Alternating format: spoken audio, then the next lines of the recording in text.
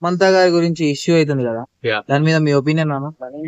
దాని మీద నా ఒపీనియన్ హానెస్ట్ గా చెప్పాలి అంటే బ్రదర్, నీ పర్సనల్ లైఫ్ లో నీకు ఏదో ఒక విషయం జరిగింది, దాని గురించి ఒక బయటోడు లేదంటే నీకు తెలిసినోడు ఎవడో వచ్చి దాని గురించి యూనో వైరల్ గా మాట్లాడితే మీకు నచ్చుద్దా? నచ్చదు. నచ్చదు కదా.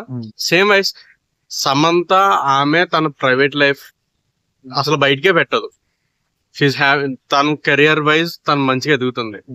ఇప్పుడు మినిస్టర్ గారు కొండ సురేఖ గారు అసలు ఎందుకు అట్లా మాట్లాడాలి? హానెస్ట్ గా చెప్పాలంటే ఒకరి ప్రైవసీని మనం డిస్టర్బ్ చేసే రైట్ మనకు లేదు. హ్యుమానిటేరియన్ గ్రౌండ్స్ ప్రకారంగా అసలు ఒక తోటి మనిషిగా ఉండాల్సిన కామన్ సెన్స్ అది. ఒకరి గురించి మనం మాట్లాడేటప్పుడు మనం ఎలా ఉన్నాం అనేది, మన ప్రైవేట్ లైఫ్ ఎలా ఉందా అనేది, మన ఇంట్లో మన పర్సనల్ లైఫ్ ఎలా ఉన్నది అనేది మనం గుర్తు పెట్టుకోవాలా. మనం ఏమంటారు ఫాలో అవ్వాలి. మనం ఫాలో అవ్వందే ఎదుటోడికి ఎట్లా చెప్తాం కదా, ఆబ్వియస్ గా. బట్ ఏంటి అని అంటే నాకు అసలు హానెస్ట్ గా చెప్పాలంటే నాకు అస్సలు నచ్చలేదు దట్ కొండా సురేఖ గారు ఇట్లా సమంత గురించి మాట్లాడడం అనేది. ఇట్స్ వెరీ రాంగ్ హానెస్ట్ గా. నిజంగా ఇట్స్ అ డిస్టర్బింగ్ ఫ్యాక్ట్. అంటే కొండా సురేఖ గారు అన్నారు, నేను కేటీఆర్ గారిని విమర్శించడానికి అన్నాను, అంటే సినీ ప్రముఖులు చాలా మంది బాధపడుతున్నారు కేటీఆర్ వల్ల, అది ఎక్స్ప్లెయిన్ చేయబోయి అట్లా అన్నాను అని అంటున్నారు. సినీ ప్రముఖులు, cinema industry is different industry, right? Like other industries, మిగతా ప్రొడక్షన్ కానీ ప్రొడక్టివిటీ ఉన్న ఇండస్ట్రీస్ కానీ, మ్యానుఫ్యాక్చరింగ్ ఇండస్ట్రీస్ కానీ, లైక్ వైజ్ సినీ ఇండస్ట్రీ ఒక different industry, entertaining industry. So దానికి వీళ్ళకి అసలు సంబంధం లేని పాయింట్, అసలు నా ఉద్దేశంలో అసలు సంబంధం లేని పాయింట్ ని తీసుకొచ్చి ఎట్లాగా రాజకీయాల్లో కలుపుతారు అనేది. ఎందుకంటే Samantha promoting any political issue? No, right? లేదు కదా. ఏ పాలిటిక్స్ విషయం కానీ, ఎట్లాంటి యూనో పబ్లిక్ మ్యాటర్స్ లోని దేనిలోని తల దూర్చలేదు, తల దూర్చదు కూడా. Everyone knows that. అంటే ఆమె అంత పదవిలో ఉండి కూడా అలా అనడానికి కారణం ఏంటంటే అన్న, నా పాయింట్ ఆఫ్ వ్యూ అని కాదు, నాకులాగా ఆలోచించే అనేక మంది పాయింట్ ఆఫ్ వ్యూలో మోస్ట్లీ ఒక కాంట్రవర్షియల్ టాపిక్ ఒకటి తీసుకురావాలి, అదొక హల్చల్ అవ్వాలి. అసలు వ్యాలిడ్ గా ఒక రీజన్ అంటూ, వ్యాలిడ్ గా ఒక పాయింట్ అంటూ లేనప్పుడు హౌ కెన్ దే స్పీక్ కదా. వ్యాలిడ్ గా ఒక పాయింట్ లేదు కాబట్టి షీ పుల్డ్ అవుట్. అంటే సినీ ఇండస్ట్రీ మొత్తం దీని మీద స్పందిస్తుంది. రవితేజ గారు స్పందించారు, మహేష్ బాబు, ఎన్టీఆర్, ఎలా చూస్తున్నారు స్పందించడం? ఆబ్వియస్లీ నిజం చెప్పాలంటే they are all a family brother. వాళ్ళందరూ ఒక family. Cinema industry is a family. ఆ ఫ్యామిలీగా వాళ్ళందరూ ఒకే యూనో ఒక యూనిటీతో, ఒక వాళ్ళ తోటి యూనో హానెస్ట్లీ అదొక సినిమా ఒక ఇండస్ట్రీ అయితే అందులో యాక్టర్స్ అందరూ దేర్ ఎంప్లాయీస్.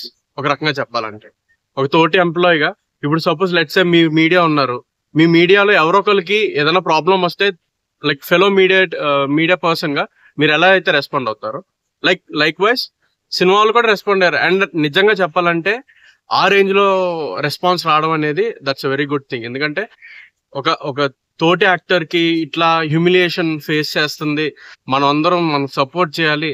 ఒక తోటి సినిమా ఇండస్ట్రీలో ఉన్న ఒక ప్రముఖ వ్యక్తిని ఇలా మాట్లాడటం అనేది రైట్ కాదు అని చెప్పి యూనో యాక్టర్స్ అందరూ దానికి రియాక్ట్ అవ్వడం, రెస్పాండ్ అవ్వడం అనేది it's very good thing that I appreciate cinema industry. దీని మీద అక్కినేని ఫ్యామిలీ ఎలా రియాక్ట్ అవ్వాలనుకుంటున్నారు సార్? అక్కినేని ఫ్యామిలీ ఎలా రియాక్ట్ అవ్వాలి అని అనేది నా పాయింట్. అంటే ఎలా అనుకుంటున్నాను అంటే నేనైతే ఖచ్చితంగా అక్కినేని ఫ్యామిలీ ఎప్పుడు ఏ కాంట్రవర్షియల్ టాపిక్ వచ్చినా దాన్ని పెద్దగా పబ్లిసైజ్ చేయరు, దాన్ని అంత యూనో ఎక్స్పోజ్ చేయరు. They keep themselves private. Honest గా చెప్పాలంటే మనం మోస్ట్ ఆఫ్ ద టైమ్స్ అసలు అక్కినేని ఫ్యామిలీని చాలా ప్రైవేట్ గా చూస్తాం. అంటే ఫస్ట్ టైం అమలా గారు కూడా రియాక్ట్ అయ్యారు. అదే కదా ఆబ్వియస్లీ. ఎందుకంటే అమలా గారు కూడా రియాక్ట్ అవడం అనేది ఒకప్పుడు నాగ చైతన్యతో ఆవిడ సమంత గారు విడాకులు తీసుకున్నా గానీ she's one of the family member. వాళ్ళ దృష్టిలో she still a family member. Obviously వాళ్ళ ఫ్యామిలీ అంతట్లో ఏ ప్రాబ్లం వచ్చినా ఫ్యామిలీ అంతా నిలబడుతుంది. అమలా గారు ఇస్ డూయింగ్, ఒక రకంగా చెప్పాలంటే తల్లి పొజిషన్ లో ఉండి she's doing the same thing. ఒక తల్లి తన కూతురికి ఏమైనా ప్రాబ్లం వస్తే ఎలా రియాక్ట్ అవుతుందో సేమ్ అమలా గారు కూడా అట్లానే రియాక్ట్ అయ్యారు. అయితే ఇక్కడ నాగార్జున ఇప్పుడు ఒక భర్త స్థానంలో ఒక మామగారి స్థానంలో ఉండి వేరే వాళ్ళ దగ్గరికి వెళ్ళటం అనేది చాలా లూజ్ వర్డ్ అన్నమాట, మొత్తం లో వర్డ్స్. అసలు దీని మీద ఒక సమంత, ఇప్పుడు నాగ చైతన్య గారు ఏంటి అసలు ఒపీనియన్? నాగ చైతన్య గారు కూడా రెస్పాండ్ అవుతారు. ఎందుకంటే వాళ్ళిద్దరి మధ్యన ఏ విభేదాలు ఉన్నాయో మనకి ఎవరికి తెలియదు, and world doesn't know. And honest గా చెప్పాలంటే బయటికి వాళ్ళ లోపలికి ఎలా ఉన్నా, వాళ్ళ ఇంట్లో ఎలా ఉన్నా, బయటికి they are still a happy family. And Samantha and Naga Chaitanya together a very cute and very loving couple కదా. సో ఆబ్వియస్లీ నాగ చైతన్య గారు కూడా ఐ పర్సనలీ థింక్ దట్ ఖచ్చితంగా నాగ చైతన్య గారు కూడా ఈ ఇష్యూ మీద రెస్పాండ్ అవుతారు, ఖచ్చితంగా సపోర్ట్ చేస్తారు. ఎన్ కన్వెన్షన్ దగ్గర స్టార్ట్ అయింది కదా ఈ గొడవ. అసలు దీనికి దానికి కాంగ్రెస్ ప్రభుత్వానికి నాగార్జున గారి ఫ్యామిలీకి ఏమైనా విభేదాలు ఉన్నాయంటారు ఇంతకు ముందు? ఒకవేళ విభేదాలు ఉంటే అసలు ఇది మూవీ ఇష్యూ అవ్వదు, పొలిటికల్ ఇష్యూ అవ్వదు అటు. ఎందుకంటే పాలిటిక్స్ ఇన్వాల్వ్ అయ్యారు, పొలిటీషియన్స్ ఇన్వాల్వ్ అయ్యారు, మూవీ ఇండస్ట్రీ పీపుల్ కూడా ఇన్వాల్వ్ అయ్యారు కదా. సో ఖచ్చితంగా చెప్పాలి అని అంటే it's like a very viral content that is happening present in the social media. And more over ఇట్లాంటి ఇష్యూస్ వచ్చినప్పుడు ఖచ్చితంగా ఈ పొలిటీషియన్స్ కి సినిమా పీపుల్ కి ఖచ్చితంగా విభేదాలు ఉంటాయి. బట్ ఐ డోంట్ థింక్ ఏంటంటారు ఇది ఒక ఎక్స్ట్రీమిటీకి వెళ్ళదు. అయితే ఇప్పుడు స్టార్ట్ అయింది కేటీఆర్ గారి మీద కదా, అసలు కేటీఆర్ గారిని ఆ యాంగిల్ లో చూడొచ్చు అంటారా? సార్ కేటీఆర్ గారికి వాళ్ళకి ఏం విభేదాలు ఉన్నాయో, సమంతాను పంపించడం అట్లాంటి, అదే అంటున్నా. పాయింట్ ఏంటంటే కేటీఆర్ గారు సపోర్టెడ్ మూవీ ఇండస్ట్రీ వాళ్ళ టైంలో, బిఆర్ఎస్ ఉన్నప్పుడు అండ్ టిఆర్ఎస్ ఉన్నప్పుడు.